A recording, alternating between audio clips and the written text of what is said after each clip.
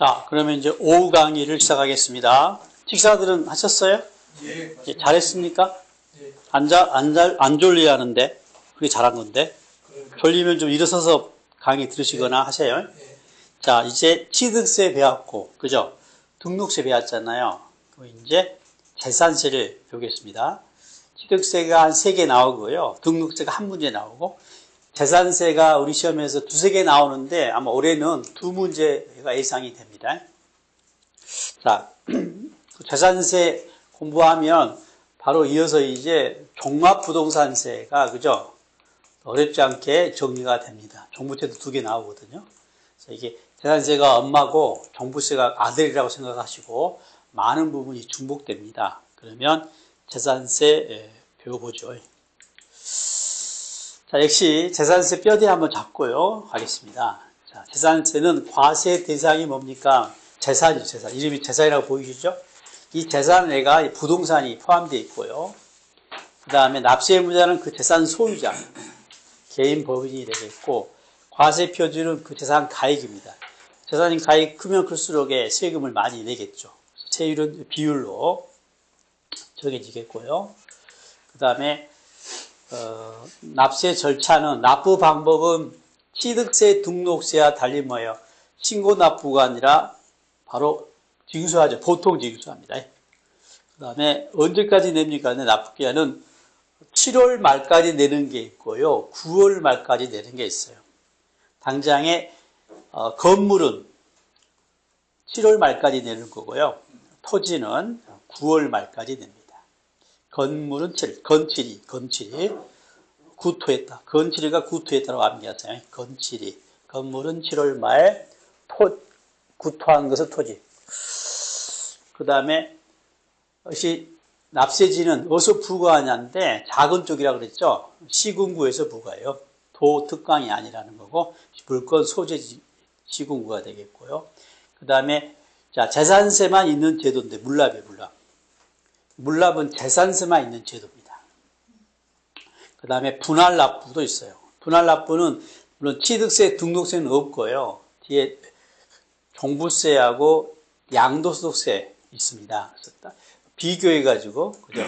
정리가 돼야 합니다. 나중에 세금이 많을 때 물납이나 분할납부가 그죠? 가능할 텐데 구체적인 내용을 배울 겁니다. 그리고 징수할 세금이 작으면 징수 않겠다 제도, 소액 징수 면제 제도가 있죠.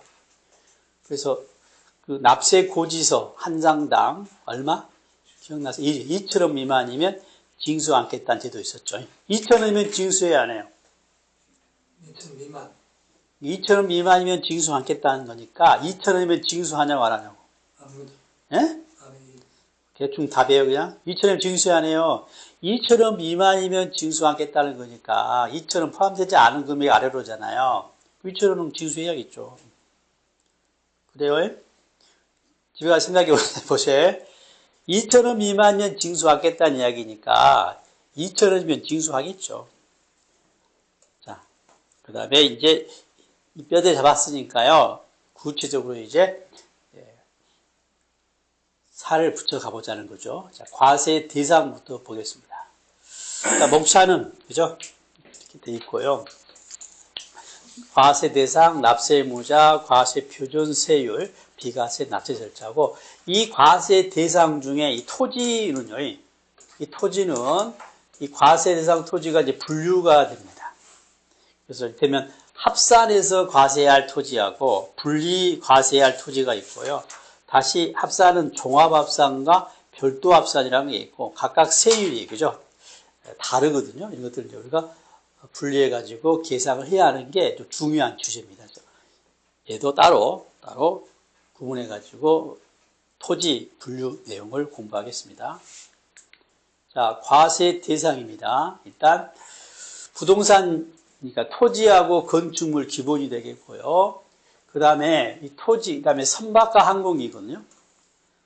선박 항공기는 부동산이 아니니까 그냥 이름 정도만 알면 되겠고, 자, 이때 봐보세요. 토지의 범위에서 주택, 부수토지를 제외해요. 제외시킵니다. 그 다음에 건축물에서도 뭐야? 주거용 건축물을 제거시킵니다. 그래서 모아진 게 주택이에요. 그럼 주택은 어떻게 되는 거예요? 이게 합쳐진 거니까 건물과 땅이 포함되어 있어요.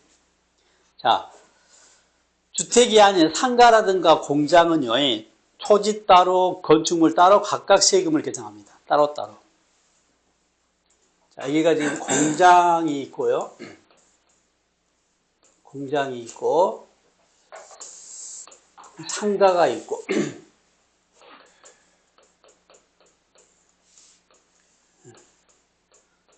그 다음에 주택이 있다면,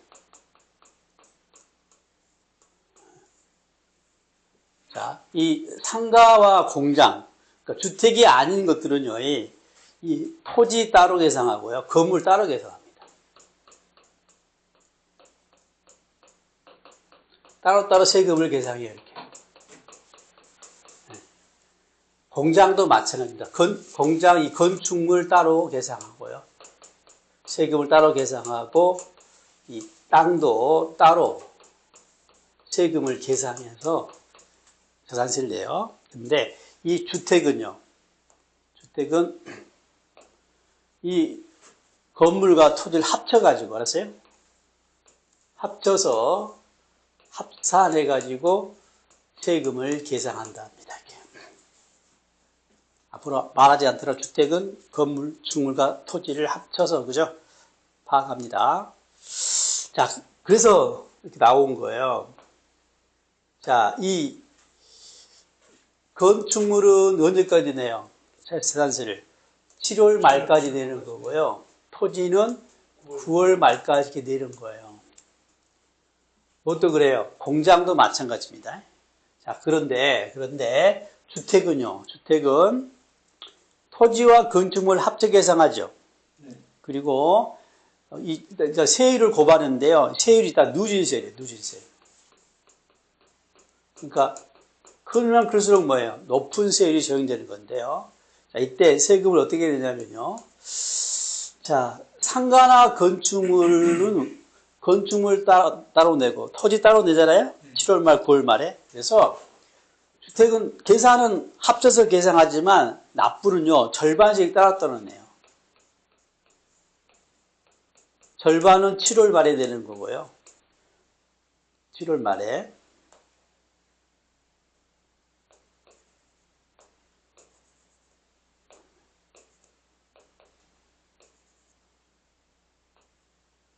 그 다음에 절반은 또 9월 말에 내요. 아시겠죠? 네. 세금은 합쳐 계상하더라도 한꺼번에 내면 부담스러우니까 얘네들과 형평을 좀 맞춰야 하니까요. 세금 낼 때는 절반씩 이렇게 나눠 냅니다. 물론 이제 세금이 작으면 한꺼번에 내요. 20만 원 이하면 금액이 작으니까 7월 말에 한꺼번에 내게 되어 있습니다. 자, 핵심은 주택은 따로 구분되어 있고 건축물과 토지가 그죠? 포함되어 있다는 거 아시면 돼요.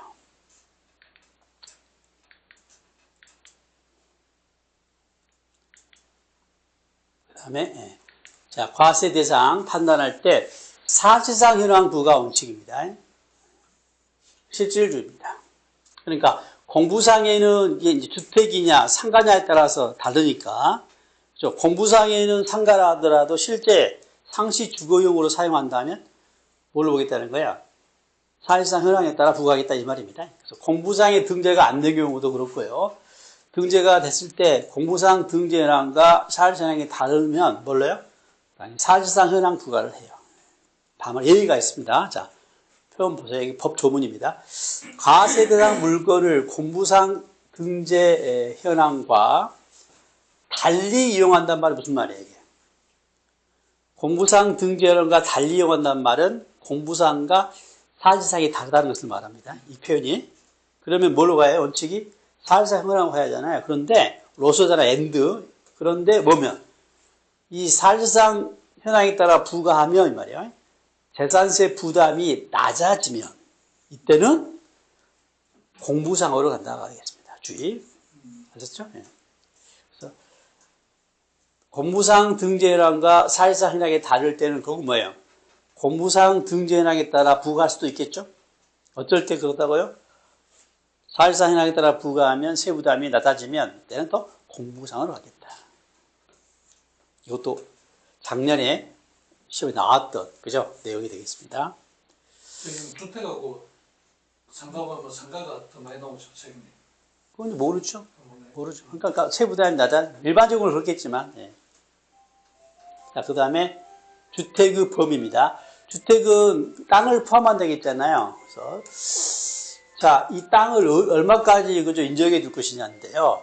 부속 토지가 명확하면 그대로 다 포함이 돼 주는데요. 부속 토지가 만약에 불분명해요, 이렇게. 이런 경우죠. 불명하게 보이죠. 이때는 법이 뭐라고 하고 있어요? 바닥 면적은 몇 배? 10배까지만. 그죠?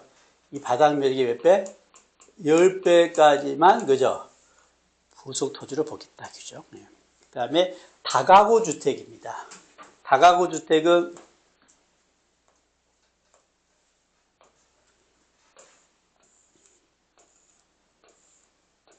자, 이렇게 되어 있습니다. 이렇게.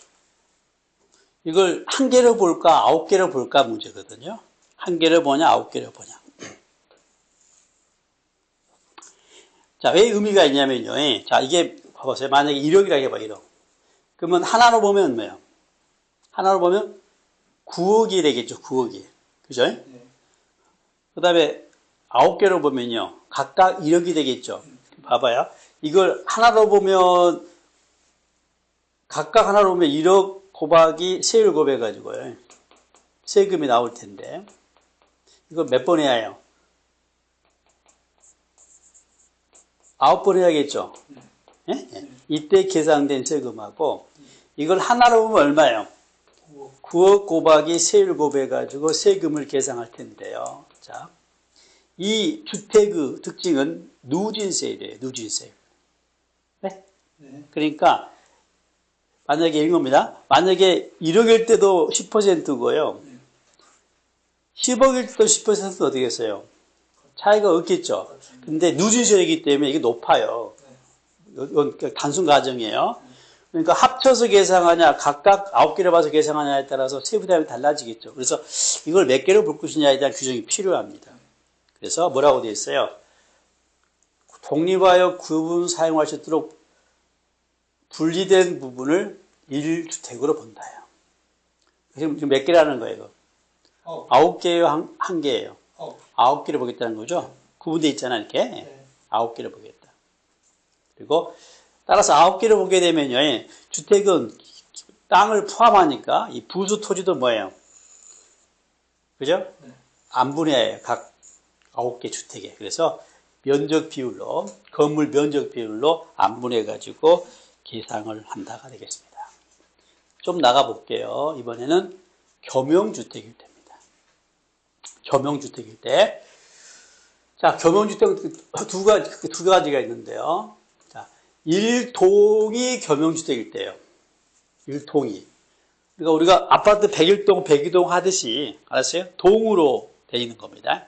그러니까 우리가 일상에서 주상복합 건물을 떠올리면 돼요. 아래가 지금 상가고요. 위에가 주택인 주상복합을 떠올리면 돼요. 자, 이런 경우는요, 이게 일동으로 판단하는 겁니다. 통째로 판단하는 거예요, 덩어리로. 이 경우는요, 주택은 주택이고 상가는 상가예요. 주거용 면적만 주택을 본다는 이야기죠. 따라서 이 경우도 이 땅은요, 주택과 상가 땅으로 안 분해야 합니다. 자, 여기에 비해서 1구 겸용주택은요, 구분되어 있는 주택이, 건물이 겸용한 케이스입니다. 그러니까 이를테면 이런 겁니다. 이 그림에다 설명하면 이 상가 건물에서요, 한쪽은 뭐야? 주택으로 사용하고 있고, 또 한쪽이 상가가 되는, 이게 이제 1구 개념이 돼요. 1구 겸용주택이 됩니다. 이 경우는 면적을 따집니다. 전체에서 주택 면적이 50% 이상이잖아요. 그러면 전부를 주택으로 보고, 주거용 면적이 50% 미만이면 주택만 주택으로 봐요. 따지는 거예요, 따지는. 뭐, 앞쪽에서는 장사하고 뒤에서 살림하는 경우 떨릴 수 있겠죠. 이런 경우를 생각하면 됩니다. 일동이냐, 일구냐에 따라 다르니까요. 구별해서 정리하시고, 그 다음에, 납세 의무자로 가봅시다. 납세 의무자는 중요합니다. 내용이 많아요. 납세 의무자는, 문제거리가, 그죠? 내게 딱 좋습니다. 일단, 재산 그 소유자가 될 텐데요. 당연히 그 재산을 사실상 소유하고 있는 자인데요. 문제는 이제 언제 소유한 자냐라고 했을 때, 과세 기준일, 납세의무 성립 시기, 과세 기준이 있다고 그랬죠? 6월 1일이 과세 기준일, 이날 현재의 사실상 소유자가 납세의무자, 당연사항이 되겠죠. 그래서 계속 가지고 있으면 문제가 의미가 없고, 만약에 매매를 한다고 해요. 내가 매매를 한다면 그 매매한 해에 재산세 납세의무자가 안 되려면 어찌하겠어요? 매매할 때 6월 1일 날 현재 소유하지 않은 상태로 매매를 해야겠죠. 이 말은 뭐예요? 산 사람은 언제 사야겠어요? 언제 사야지 6월 1일 날 소유하지 않죠? 6월 1일 지나서 사야겠죠. 판 사람은요? 6월 전에 팔아야겠죠. 그죠? 그럼 발생하죠. 문제는 그러면 딱 6월 1일 날 사고 팔면 어떻게 할래가? 그죠? 규정이 필요합니다. 그날. 누구와 납세의무자로 되어 있어요? 산 사람이, 매수자가 납세의무자입니다. 그러면 산 사람은 언제 사면 돼요? 6월 1일까지가 되겠죠. 판 사람은 6월 2일. 그죠? 예? 6월 1일 이후에 팔아야 할 겁니다. 자, 그 다음에 공유재산일 때 공유재산이면 어떻게 납세의무를 지냐요? 뭐 주택도 가능하고 상가도 가능합니다. 이게 갑과 을이 공유됩니다. 50% 50%다. 그러면 자, 기본은 다 말하지 않더라도 뭐예요? 세금을 합쳐 계상해요. 네. 합쳐서 세금을 계상을 해서 이걸 갑과 을의 지분만큼 그죠? 지분권자가 납세의무를 져요. 지분에 해당한 부분만큼 지분권자가 납세의무를 집니다. 이때 지분 표시가 없을 수도 있으면 관련 보충 규정이 필요하겠죠. 이때는 균등한 걸로 봐요. 만약에 6대4면 6대4로 되는 거고요. 이 지분 표시가 없으면 어떻게? 5대5로 보고, 그죠? 납세 의무를 주겠다가 되겠습니다. 그 다음에 주택의 경우에 건물과 토지 소유자가 다를 때입니다. 자, 지금 주택인데요. 이 건물은 갑 거고, 땅은 을 겁니다. 이러면 어떻게 납세 의무를 지냐, 이 말이에요. 그러면 건물은 갑 거니까 건물 따로 계상하고, 토지는 을 거니까 따로 계상하고 하지 않겠다는 거예요. 주택의 대원칙은 뭐라 그랬어요? 합산이죠. 자, 이 경우를 하더라도 뭐예요? 합쳐서 계상을 해요. 네? 합쳐서 계상을 합니다. 그리고 뭐예요? 얘를 갑과 을이 그죠? 이제 나누어서 지는데 기준이 필요하겠죠. 네? 어떻게 안분하는지 뭐라고 됐어요? 그 건축물과 땅의 금액, 시가 표준액 비율로 안분 계상합니다.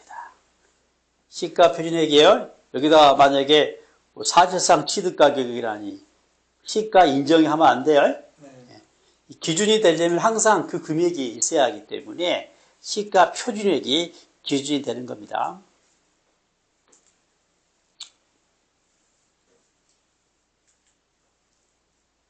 그 다음에 이제 방금은 이제 사실상 소유자가 지른 경우라면 이제 예입니다.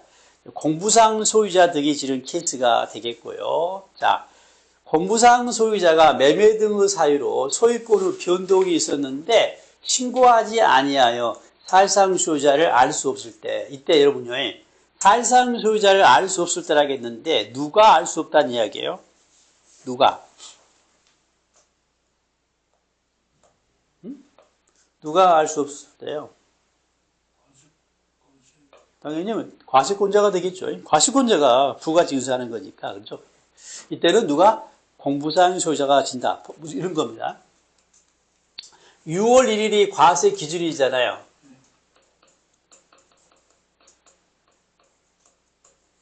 자, 근데 기준일 직전에 파는 거예요. 만약에 5월 30일 날 매매를 했어요.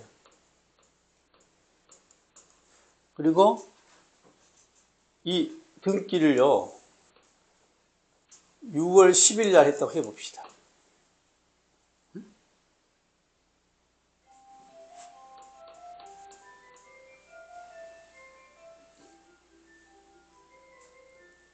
그러면 봐보세요.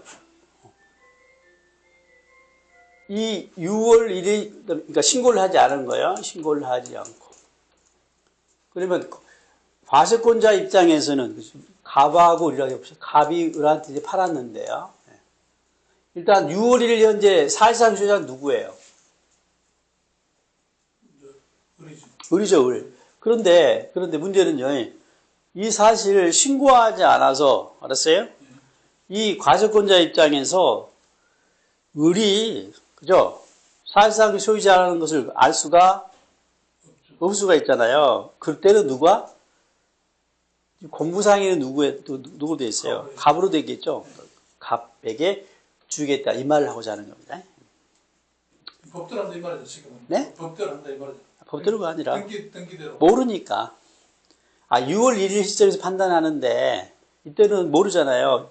과세권자가 지들끼리 지금 사고 팔았으니까 모르니까 그냥 공부상에는 그대로. 갑으로 됐을 거 아니야. 그대로 하겠다 이 말이고요. 따라서 어떤 규정이 있냐면, 을 입장에서, 갑 입장에서는 뭐예요? 내가 사실상 소유자도 아닌데 납세의무를 지잖아요. 이 을이 신고 안 하면. 그죠? 그래서 이번에는요, 갑에게 네가 내기 싫으면 신고해라고 하는 의무를 지웁니다. 갑에게 언제냐면요, 이 변경된 날로부터가 아니에요. 이 과세 기준으로부터서 15일 이내에 신고하도록 되어 있어요. 누가? 갑의 공부상 소유자에게 신고하도록 되어 있습니다. 이때 이 신고 안 하면 가산세 있을까요? 없을까요? 있을 것 같아요? 한 번 더 생각해 보세요. 가산세 있을까 없을까? 이것도 의문이니까 가산세 있을 것 같기도 한데 없어요. 왜냐하면 이 자체가 불이익이죠. 갑에 대해서 불이익이다 보죠. 자기가 불이익이잖아. 신고 안 하면. 그러니까 따로 가산세는 없어요. 주의, 그 매매일로부터 15일 이내가 아니라 과세 기준일로부터서 15일 이내에 신고한다는 거고. 알겠죠? 가산세는 없다.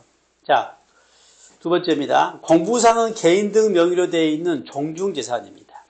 종중재산이 종중 명의가 아니라 개인 등 명의로 될 수가 있거든요. 역시 이 사실을 신고하지 않으면, 그건 뭐예요? 공부상의 그 명의자 개인에게, 그죠? 납세의무를 주겠다가 되는 거 마찬가지입니다. 이 개인 등 명의자가 내기 싫으면 어째요? 과세 기준부터 15일 이내에 신고하도록 되어 있어요. 이거 종중 땅이야, 내 거 아니야, 라고. 그 다음에 소유권 기속이 분명하지 않으며 따라서 사실상 소유자를 확인할 수 없는 경우는 사용자가 납세의무를 지는 경우가 있습니다. 소유권 기속이 불분명한 경우 케이스는 만약에 소송 중에 있는 경우라든가 행방불명이라든가 이런 경우에 해당됩니다. 그 다음에 수탁자 명의로 된 신탁재산은요, 이건 위탁자가, 그죠? 납세의무를 주는, 이건 예라기보다는 사실상 소유자가 위탁자니까 위탁자가 진다가 되겠습니다. 역시 마찬가지예요. 이 수탁자 명의로 되어 있기 때문에 수탁자가 납세의무를 지기 싫으면 어째요? 역시 신고하도록 되어 있습니다. 자, 상속을 받았는데요. 상속 등기가 안 됐고 사실상 소유자도 신고하지 않으면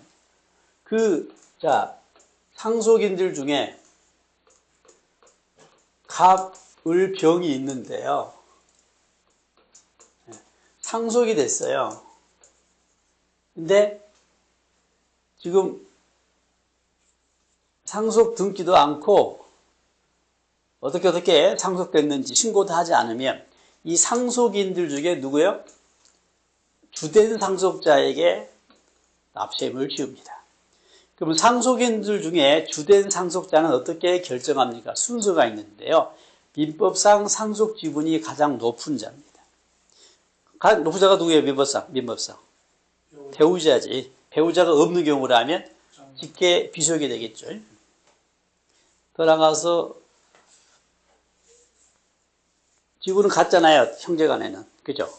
이런 연장자 순으로 그죠? 결정하면 되겠습니다. 역시 주된 상속자도 뭐예요? 납세 의무 지기 싫으면 뭐예요? 신고하면 돼요. 네? 나 말고도 상속이 있어. 이렇게 지금 상속받았어 라고 알려주면 그대로 부과할 텐데 그렇지 않으면 주된 상속자 네가 납세를 져야겠다가 되겠습니다. 그 다음에 매수계약자. 매수계약자가 지는 케이스인데요. 매수자가 아니에요. 사겠다고 계약한 자가 지는 케이스입니다. 자, 국가 등과 연부로 매매계약을 체결하고 할부로 2년 이상 할부를 연부라 그랬죠. 그리고 그 재산은 사용권을 무상으로 부여받은 경우인데요. 그림 하나를 이해하세요. 여기 지금 여기에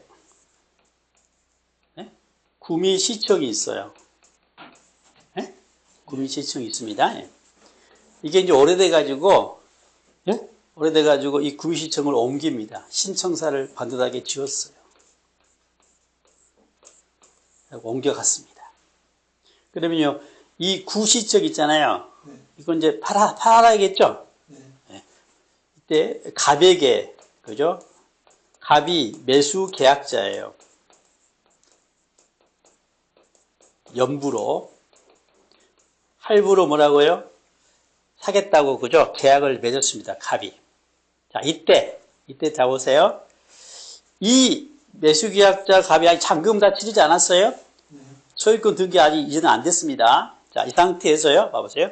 이 갑에게 구미시청에서요, 어차피 네가 살 거니까, 아직 잔금 다 안 치렀다 하더라도 이 사용권을 어쩌겠다는 거예요. 이 사용권을 무상으로 부여한 겁니다. 무상으로 사용케 하면 이 말이에요. 그러면 누가? 이 매수계약자는 소유자는 아니죠. 이자에게 납세의무를 주겠다가 이 내용입니다. 그러면 매수계약자가 납세의무를 지는 케이스는 소유자는 누구예요?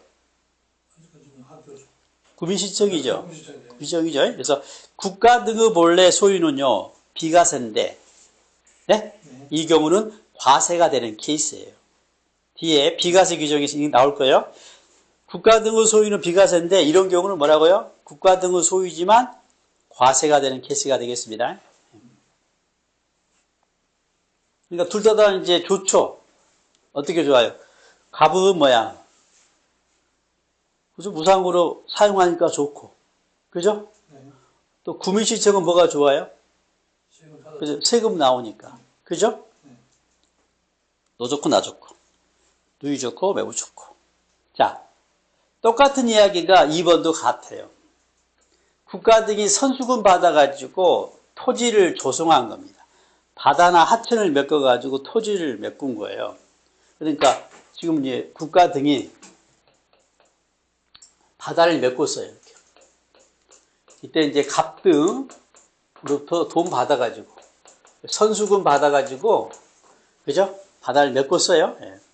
공사가 끝났습니다. 근데 아직 분양이 안 된 상태예요. 아직. 이 상태에서 이 조성된 토지를 뭐예요? 이 역시 갑에게 뭐예요? 무상으로 부여하면 역시 누가? 그 그 매수계약자가 납세의무를 진다가 되겠습니다. 같은 논리예요. 그 다음에 채비지나 보류주입니다. 채비지, 보류주는 뭐예요? 취득세에서 나왔죠? 환지 관련해가지고, 환지는 토지 소유자, 조합원이 납세의무자라면 취득세. 그 채비지, 보류지는 사업 시행자가 취득세 납세의무자였죠? 그 보유세인 재산세도 채비지, 보류지는 사업 시행자가 납세의무자로 연결됩니다. 자, 신고 의무 앞서 언급했죠? 공부사항 소유자, 즉 뭐가 떠올라요? 매매 등에서 소유권 변동이 있었을 때 총중재산, 개인 명의자, 주된 상속자, 수탁자 등이 그죠? 네가 지기 싫으면 신고해라가 되겠고요. 그 외에 1세대가 둘 이상의 주택을 소유하고 있는데 불구하고 1세대 1주택 특례 세율을 적용받고자 한다면 그 세대원한테 신고하도록 되어 있습니다. 그러면 1세대 1주택은 특례세율 미리 설명할게요. 본래 주택은요, 그냥 주택은 1에서 4%, 0.1에서 0.4%가 적용됩니다. 주택은 세율이 어떻게 된다고요? 0.1에서 0.4%의 누주세율이에요. 그래서 어떻게 오냐면요, 1사후퇴 때, 예? 1사후퇴 때 알죠? 집 놔두고 왔어요. 1사후퇴 때 집 하나 놔두고 왔습니다. 이해하시면 되고. 자, 그런데 이게 이 주택이요, 주택이 1세대 1주택이잖아요? 그러면 깎아줍니다. 얼마를 깎아주냐면 각각 0.05를 빼줍니다. 그럼 얼마가 되겠어요? 0.05를 빼주면 얼마가 되겠어요? 0.1에서 0.05를 빼면 얼마야? 네? 마이너스가 나와. 0.1에서 0.05를 빼면 얼마야? 0.005? 0.05. 0.4에서 0.5를 빼면 0.035. 이런 0.035야. 0.35지 그냥. 계산이 안 되는구만. 이렇게 돼요. 1세대 1주택이가 특별히 봐주는 거예요. 뭐 정확히 하게 되면 9억 이하야, 엔드. 시가 표준액이 9억 이하에 해당됩니다. 9억은 뭐라 그랬어요? 고급 주택이 아니어야 합니다. 이때 특례가 적용됩니다. 자, 그러면 어떤 이야기 봐보세요. 1세대 1주택이면 특례를 적용받잖아요. 2개 이상이면 못 받은 거예요. 근데 2개 이상이라 하더라도 이거 특례를 받고자 한다면 이 말이에요. 그러니까 어떤 거냐면요. 주택 중에서 주택수에서 제외될 주택이 있는 겁니다. 그 주택이 문화재 주택이야. 그럼 뭐요? 주택수 계산에서 제외하거든요. 야, 얘는 내가 가지고 있는 건 문화재 주택이니까 얘 나 특례 받을 수 있게 해줘라고 한다면 받고 싶으면 어쩌라고요? 신고일화가 되겠습니다. 아시겠죠? 네. 그 다음에 공무상 등재량과 사실상에 다르면, 그죠? 그 사실상 소유자가 변경 내용을 신고하도록 되어 있습니다. 자, 언제까지요? 언제까지요? 15일 이내인데 언제까지? 주의하죠. 과세 기준으로부터라고 했어요. 변경한 일이 아니에요.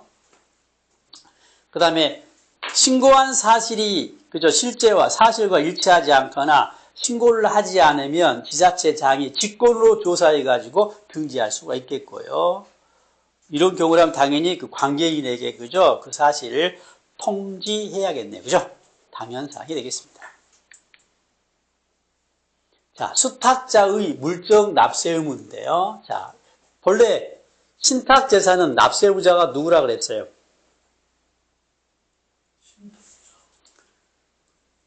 신탁재산은 납세 의무자가 누구라 그랬어요?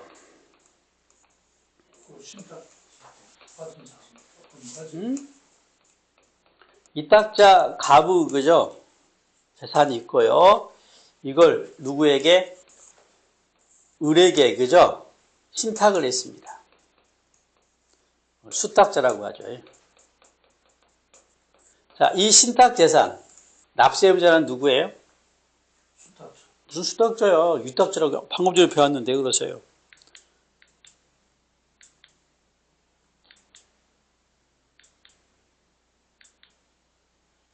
여기 있어요. 수탁자 명의로 등기된 신탁재산은 납세 의무자가 누구라고요? 위탁자예요. 위탁자 거잖아요. 네. 네? 아, 명의만 수탁자한테 넘겨줬을 뿐이고 실제 소유자가 누구야? 위탁자잖아. 그죠? 네? 저도 달리 봐야 되나? 달리 못하니 뭔 소리야? 전체 우리가 살면 전체 사는 사람 지금 세상한테 내려가네요. 이거? 뭔 소리야 지금? 전세 살면 내 집이 아닌데 전세 세입자가 내요? 아 그래요? 예? 아 그래요? 알겠습니다. 소유자가 되는 거지. 소유자가 되는 거잖아. 소유자가. 전체 소유자인가? 아 그래요? 뭔 소리입니까? 세입자가 내요. 내 집도 아닌데. 아, 소유자도 아닌데. 사실상 소유자가 내는 거지. 아, 물론 그럴 수는 있지. 임차료에다가 내가 낼 세금을 보태가지고 낼 수도 있지. 그거야. 전가할 수는 있지. 예? 월세에다가 보태가지고 더 거두면 우리가 공부하는 것은 법률상 의무자를 정하는 거, 공부하는 거예요. 그래서 내가 위탁자가 실제 소유자니까 위탁자가 지른 거예요. 자, 다시 그림. 지워진 거 아니에요? 네? 지워진 거 아니에요, 그림? 그래, 지워졌지. 또 해야지, 뭐, 어쩔 수 없지. 자, 갑이 있고요. 을이 있는데요. 신탁을 했어요.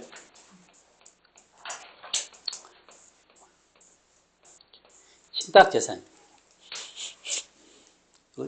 이탁자라고 하고, 갑을, 을을 수탁자라고 그래요. 자, 이때, 이 신탁재산의 납세의무자는 누구라고요? 위탁자가 납세의무자입니다. 자, 근데 여기서 이제 이야기가, 이 수탁자가 납세의무를 지른 경우에요.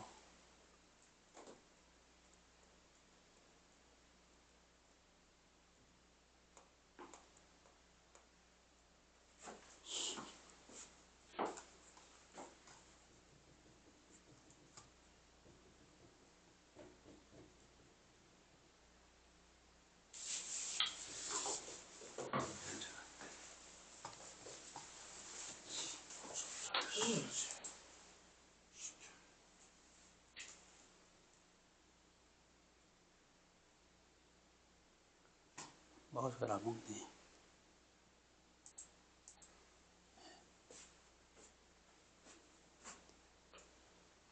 또 젖었네.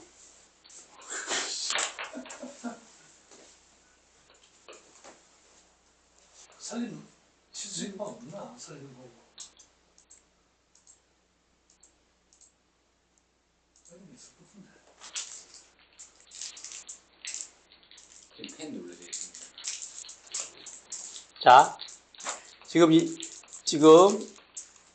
갑이 있고 을이 있을 때 신탁을 했어요. 네. 신탁 재산에 대해서 이 신탁 재산에 대해서 납세는 누구라고요? 갑이에요. 위탁자입니다. 네. 자, 근데 이야기 시작은요. 이 수탁자가요.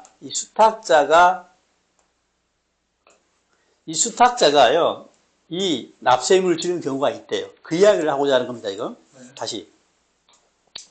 신탁재산은 수탁자 명의로 돼 있다 하더라도 누가요? 이탁자가 납세의무자예요. 그런데 수탁자가 납세의무를 지를 경우가 있대요. 그러려면 요건이 필요해요. 첫 번째입니다. 일단 이탁자가 체납을 해야 해요. 첫 번째 뭐라고요? 체납을 해야 합니다. 네? 두 번째입니다. 두 번째는 바로 또 을이 지는 게 아니에요. 두 번째는요. 이 갑의 다른 재산 가지고 뭐예요? 강제 징수를 해도 알았어요? 이 갑의 다른 재산 가지고 강제로 징수하려고 해도 징수 부족이 발생한 거예요. 자, 뭐라고 했어요? 위탁자의 다른 재산에 대하여 체납처분, 강제 징수 말이 다른 말이죠. 징수 금액이 미치지 못할 때 말이에요. 징수 부족할 때 말이에요. 그러면 이제 누가? 이 수탁자가 납세의무를 지른 겁니다. 네네네. 네. 그런데 단서가 있어요. 그 신탁 재산으로서 지는 거예요. 무슨 말이에요?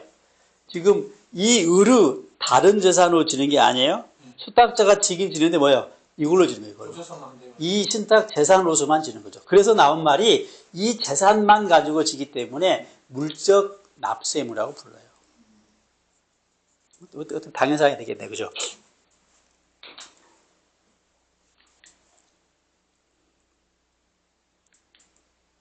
억울하네. 네? 수탁자가 억울한 기분에. 아니지, 수탁자 억울할 것이 없죠. 본래 신탁 재산은 누구 거니까, 위탁자 거니까. 위탁자가 억울한 게 수탁자가 억울하다고. 지금 강내 될 걸 내야 되니까. 아니지. 수탁자는 억울하지 않다니까? 그 신탁 재산으로 지른 거니까.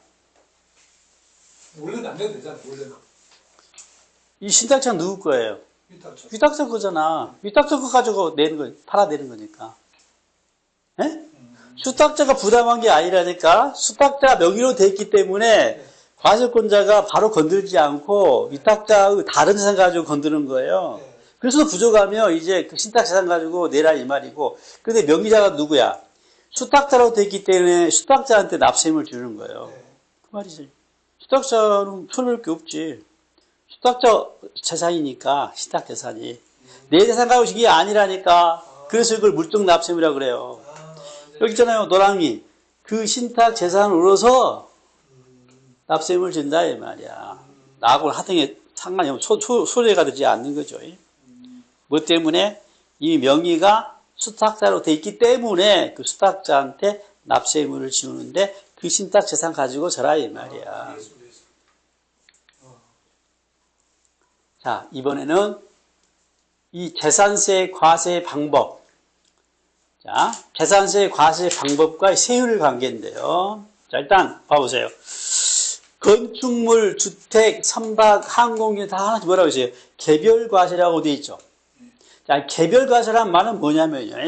전제가 둘 이상일 때 이야기예요. 주택이 2개 이상이고, 건축물이 2개 이상이고, 알았어요? 선박이 2개 이상이고, 항공기가 2개 이상이야. 그러면 어떻게 세금을 계산한다고요?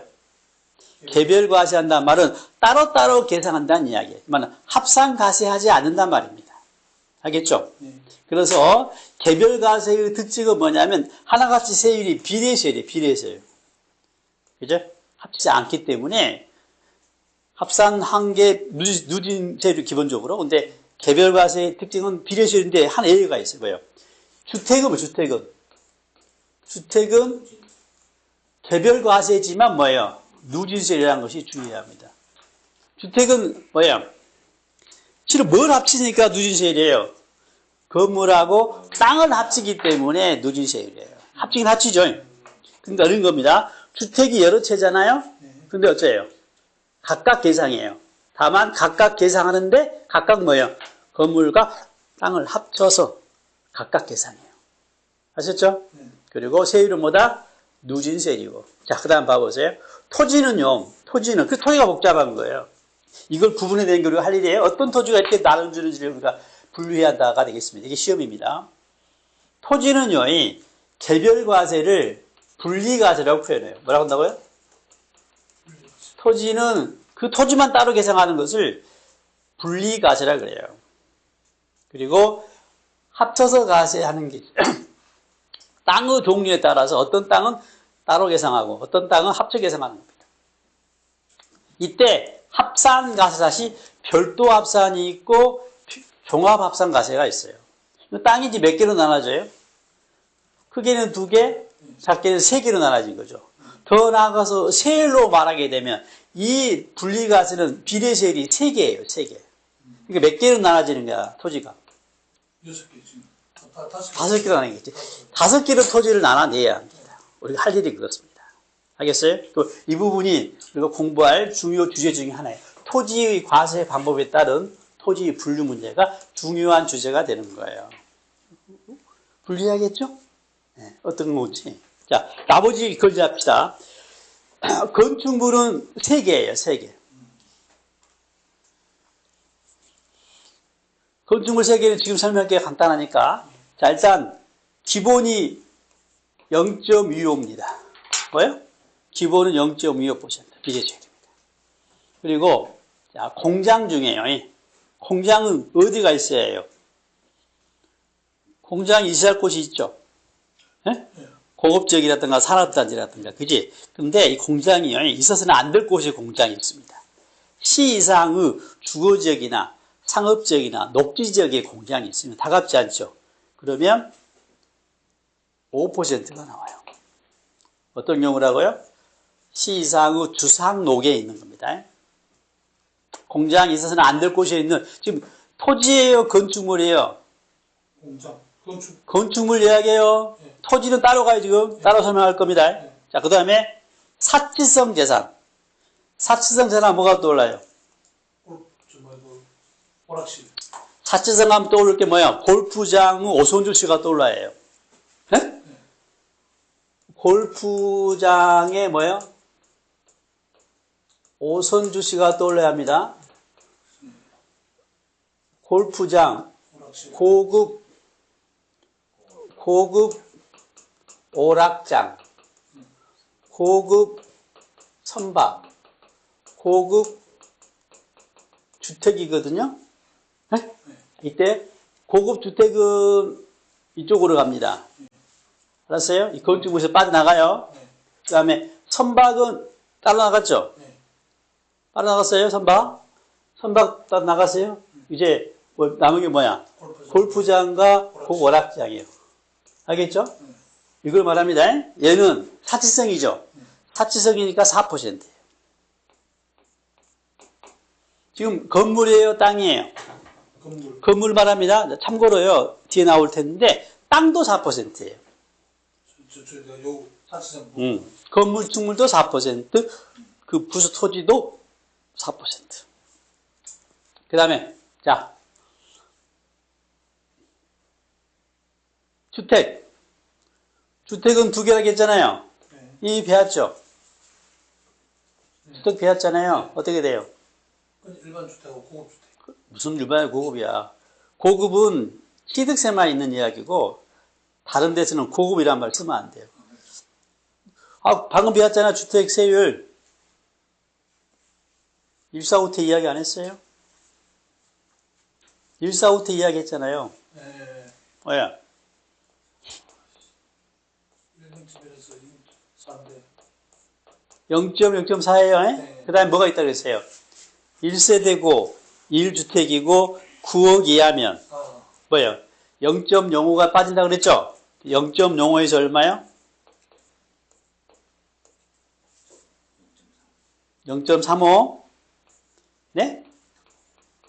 네. 됐죠? 네. 아니, 용어를 좀 뭐로 표현할지 모르겠네. 네? 뭐야? 아니, 0.1, 0.4 저거를 용어로 표현하면 저처럼 사치성 이런 거 하라고 하면 저기 그냥 주택을 하면 되는 거예요, 지금. 0.15, 0.1, 0.4랑 0.05에서 0.35 있잖아요. 저 구분하는 거를 말로 표현하면 뭐라고 그래요? 일반 주택은 0.1에서 0.4라니까. 네, 근데 그 주택이 1세대고 1주택이면서 시가 표준액이 9억 이하면 0.05, 0.35라니까. 그 다음에 선박은 두 가지죠. 선박은 두 가지예요. 자, 일단 기본이 0.3이에요. 그 다음에 고급 선박이잖아요. 고급이잖아요. 사치성이죠. 얼마가 했어요? 4%가 아니라 5%예요. 주의하세요. 5%. 0.3, 0.5. 그 다음에 항공기는 구분하지 않아요. 일반 고급 따지지 않고 0.3입니다. 일단 크게, 그죠? 큰 틀을 잡았죠. 네. 자, 여기서는 우리가 할 게 뭐라고요? 이 주택. 알았어요? 아니, 토지. 토지 이 세율을 일단 구분해내야 합니다. 토지. 네네네. 네. 토지 세율을 구분할 일, 우리가 할 일이에요. 몇 개로 나눠져요? 5개로 나눠진단 말이에요. 크게는 2개, 분리, 합산. 다시 합산은 별도와 종합. 분리는 다시 세율이 3개로 나눠져서 결국 5가지 토지를 구분을 내야 합니다. 이게 좀 중요한 주제죠. 복잡한데 분류할 수가 있어야 해요. 아주 세부적이까지 모르더라도 큰 그림을 그려내야 합니다. 그러면 잠깐 쉬었다가 토지 분류 이야기를 하겠습니다.